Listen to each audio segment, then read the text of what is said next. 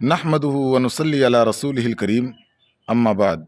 محترم ناظرین، السلام علیکم ورحمۃ اللہ وبرکاتہ۔ آج صبح صبح میں تمام ناظرین کو ایک اہم مسئلے کی طرف توجہ دلانا چاہتا ہوں، جس میں عام لوگ مبتلا ہیں اور گھر کا ماحول خراب سے خراب تر ہوتا جا رہا ہے۔ میاں بیوی کے درمیان نفرت، عداوت پروان چڑھ رہی ہے۔ اس کو کیسے دور کیا جائے، اسلام نے اس کا بہت اچھا حل بتایا ہے۔ سب سے بڑی وجوہات اس کی بہت سی ہیں، لیکن میں چند وجوہات کی طرف آپ لوگوں کو توجہ دلانا چاہتا ہوں۔ اس میں سے سب سے بڑی وجہ یہ ہے کہ بیوی کا فیشن نہ کرنا، جبکہ فیشن یہ شوہر کے ہی لیے خاص طور سے ہے کہ عورت اپنے آپ کو سجا کر سنوار کر رکھے، لیکن المیہ یہ ہے کہ جب تک وہ گھر میں رہتی ہے اسی طرح سے اپنے آپ کو میلی کچیری بنا کر رکھتی ہے، لیکن اگر اس کو کہیں رشتہ داری میں جانا ہو یا کہیں مارکیٹ میں جانا ہو یا کہیں بازار میں جانا ہو تو اپنے آپ کو سجا کر سنوار کر رکھتی ہے، حالانکہ یہ غلط ہے۔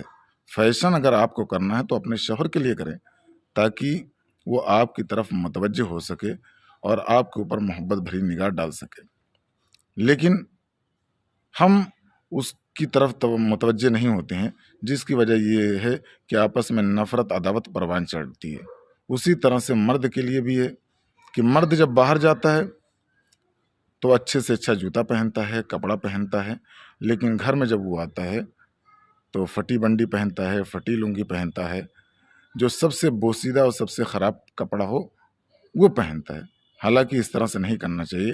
اگر ہم یہ چاہتے ہیں کہ میاں بیوی کے درمیان محبت پروان چڑھے اور گھر جنت کا ایک نمونہ بن جائے تو شوہر اپنی بیوی کے لیے جتنا ہو سکے فیشن کرے، اور عورت اپنے شوہر کے لیے جتنا ہو سکے فیشن کر سکتی ہے۔ فیشن کی اسلام میں عورت کے لیے بھرپور اجازت دی گئی ہے، وہ کسی بھی طرح کا کپڑا اور کسی بھی کلر کا کپڑا وہ پہن سکتی ہے، اور زیب و زینت کی جتنی بھی چیزیں ہیں، زیور ہو، زیورات ہو، جتنی بھی چیزیں ہیں فیشن کی، وہ تمام چیزوں کو استعمال کر سکتی ہے۔ لیکن الٹا ہمارے یہاں یہ ہو رہا ہے کہ ان تمام چیزوں کو جو عورت کے لیے زیب و زینت اختیار کرنے کی تاکید کی گئی تھی وہ مرد استعمال کر رہے ہیں۔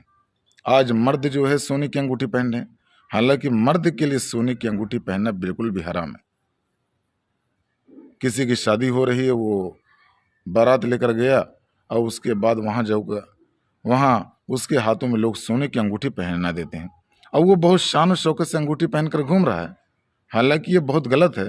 اللہ کے رسول صلی اللہ علیہ وسلم نے ارشاد فرمایا کہ جو مرد سونے کی انگوٹھی پہنتا ہے، جتنی دیر وہ پہنتا ہے گویا وہ جہنم کا انگارہ اپنے ہاتھ میں لیے رہتا ہے۔ لہٰذا ہمیں سونے سے ہمیں احتیاط کرنی چاہیے۔ بہت سے لوگ سونے کی سیکڑ مرد پہن رہے ہیں، مہندی لگا رہے ہیں، حالانکہ مہندی یہ عورت کے لیے، لیکن ہم جو فیشن عورت کو کرنا چاہیے تھا وہ مرد استعمال کر رہے ہیں۔ مرد مہندی لگا رہے ہیں، اپنے ہاتھوں میں لگا رہے ہیں، سونے کی انگوٹھی پہن رہے ہیں، سونے کی سیکڑ پہن رہے ہیں، حالانکہ یہ غلط ہے، بلکہ عورت کو اپنے ہاتھوں میں مہندی لگانا چاہیے۔ اللہ کے رسول صلی اللہ علیہ وسلم نے اس سلسلے میں تاکید کی ہے کہ کوئی عورت اپنے ہاتھ کو اس طرح سے نہ چھوڑے کہ اسی طرح سے سادہ ہو۔ لہٰذا زیب و زینت اختیار کریں گے تو اللہ تعالیٰ زوجین کے درمیان الفت، محبت پیدا فرما دیں گے۔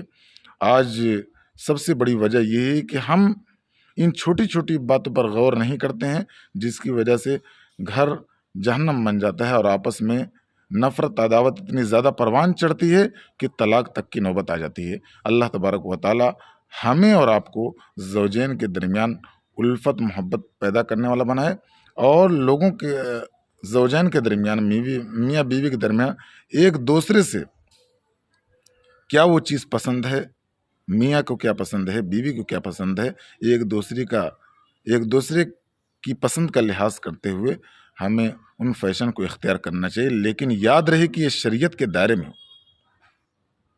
اگر شریعت میں وہ چیز ناجائز ہے تو چاہے کسی کو ناپسند ہو یا پسند ہو اس کو چھوڑ دیا جائے گا۔ اسلام کو جو پسند ہے، اسلام کی جو تاکید ہے، اسلام کی جو تعلیمات ہے اس کو اختیار کرنا چاہیے۔ ہمیں اللہ کے رسول صلی اللہ علیہ وسلم کی زندگی اور صحابہ کی زندگی کو دیکھنا چاہیے کہ وہ اپنی بیوی کے ساتھ کیسے رہتے تھے، اپنے بچوں کے ساتھ کس طرح رہتے تھے، اپنے گھر والوں کے ساتھ کس طرح سے رہتے تھے، اپنے پڑوسیوں کے ساتھ ان کا معاملہ کیا تھا، غیر مسلموں کے ساتھ کیا معاملہ تھا۔ ان تمام چیزوں کو ہمیں اختیار کرنا چاہیے۔ لیکن ہم اسلام کو اور دین کو صرف نماز ہم سمجھتے ہیں کہ ہم نے 5 وقت نماز پڑھ لیا، روزہ رکھ لیا، گویا ہم نے اسلام پر عمل کر لیا۔ یہ باتیں بالکل غلط ہے۔ اسلام ایک مکمل آئیڈیا اور مکمل ضابطۂ حیات کا نام ہے، یعنی پیدائش سے لے کر وفات تک زندگی کے ہر گوشے میں اسلام کی کامل اور مکمل رہنمائی موجود ہے۔ اللہ تبارک و تعالی ہمیں اور آپ کو اسلامی تعلیمات پر عمل کرنے کی توفیق عطا فرمائے۔ وآخر دعوانا ان الحمد للہ رب العالمین، والسلام علیکم ورحمۃ اللہ وبرکاتہ۔